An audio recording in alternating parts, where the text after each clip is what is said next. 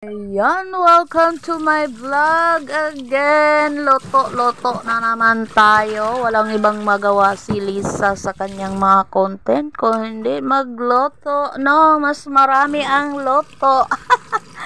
Ayan lang, ayan. Himay-himay nga natin guys yung ating kangkong na. At nakadali yung ating tubig, pero ang bagsak doon rin naman sa planggana. Diba? Ang galing. Kunwari hinugasan niya dyan, pero doon din ang bagsak. Kung mayroon mga ano dyan, doon din ang bagsak. Napakagaling talaga. Hindi, sinasahod natin yan. Hugasan pa naman natin yan ulit. Hugasan natin. Tapos, babad natin yan sa may asin. Ayan, labanos ng tirahe natin dyan. Napakalaki naman ang labanos ng binili ng asawa ko, kaya hatiin ko lang yan. At masyado madami, no? Malaki na mahaba. Ayan. Pinalambot na natin yung ating actually kanina pa yan na pinalambot. Meron tayong nakitang agimat at hindi ko nakita sa paglinis. At saka mahirap yun eh, gugupitin mo lang, mawala isa lang mo siya sa apoy. Mawala yung buhok. May buhok pa. Hindi man yung magkatay ng baboy, hindi naman inaahit na maayos, no? Dapat ahitin nila yan, gamitan nila ng pang-ahit kasi nga naiiwan yung mga maliliit na buhok. Hindi talaga malinis lahat. Kailangan kayo rin yan. Or ng apoy.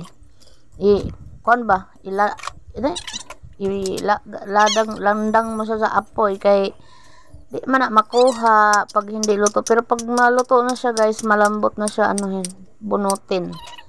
Kaya nahatak ko siya, no? Dahil nakita ko. Pero kung di ko nakita, yun, di yung mahatak. Welcome. Ayan. Nag-automatic nagpalit yan. Kaya ayan. Ba't ganyan? Nagulo na yung aking edit. Ayan, lagyan natin ng tinidor guys. Pandagdag init. No? Kasi pag na-init na yan, kumulo na siya. Yung init ng tinidor or kutsara guys, nandun lang. Natili siyang mainit. Sobrang init. Kaya mas madali siyang palambutin pag lagyan mo ng ganyan. Kutsara naman yan or tinidor yan. Yan lang naman pwede. Lagyan natin ng yan. Dali tayo dyan. Ayan, nilagay na nga natin yung ating kamatis at labanos. Yun lang ang gulay natin guys. At kangkong. Ayun lang. Hindi na tayo nakabili ng mga anong tawag dyan? Yung okra, yung talong, at sobrang mahal. Makuntinto na lang tayo dyan sa tatlo. At yun yung kamatis, alam mo ba kung magkano isa niyan? 10, 2, 20. Ayan, diba? Magikin na lang natin. Magikin na lang ang pamamaraan natin dyan. Huwag na masyadong gulay. Dahil gustuhin mo mang dagdagan ng mga gulay, napakamahal.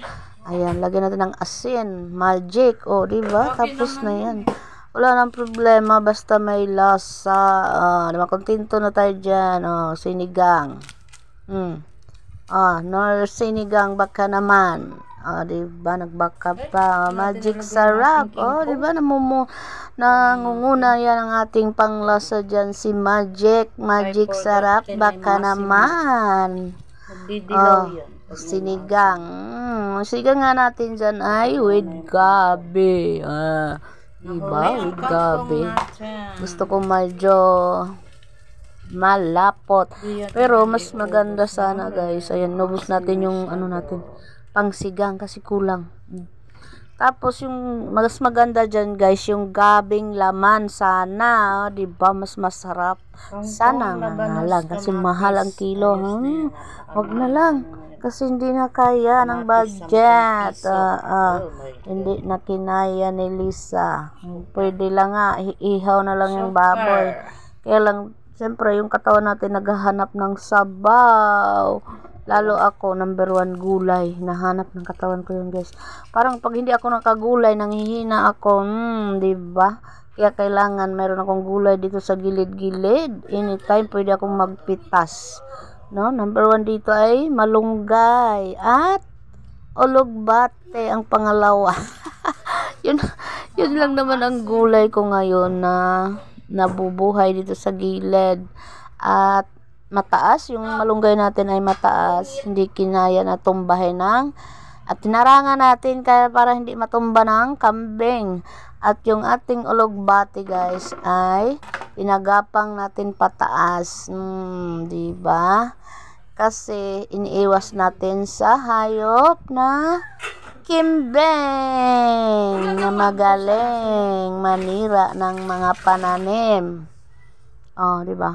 Discourage ako noon. Dati, mayroon akong mga sibuyas at antag dito.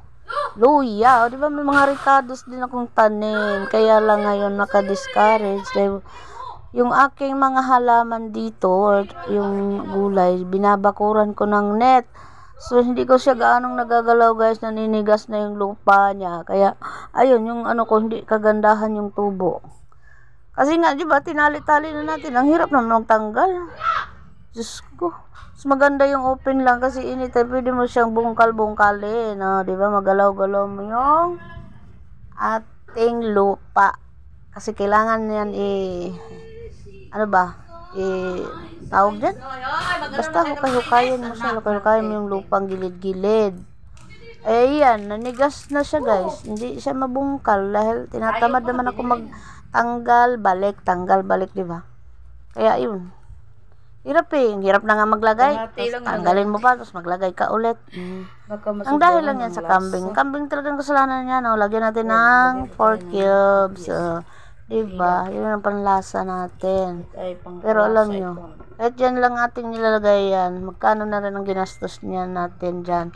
Dahil bawat sahog dyan ay bawat sangkap ay mahal. Grabe naman, wala puro pagmamahal man ang nangyayari dito sa ganap sa ating mundo. Diyan ba sa lugar nyo? Puro ba pagmamahal? Wala bang pagmumura? Ay, mura-mura. Yung brato-brato ba? In Bisaya ba daay? Brato-brato. Dito kasi, kuan man Kanang pag mura ba? Mura. Barato. Ahak pa niya. Ayan. At magtatapos na ang ating video, no? Sana'y nagustuhan nyo ang ating recipe for today's video. Ayan guys, ay sinigang na pork. Baboy, baday, baboy. Talagsar, na maluto na to, no? Ay, mahal kaayo na. 400 mahigit ang kilo. Asan ka pa niyan? Pinakababa lang yan, 400. Diba? Kasi mag-ano yan.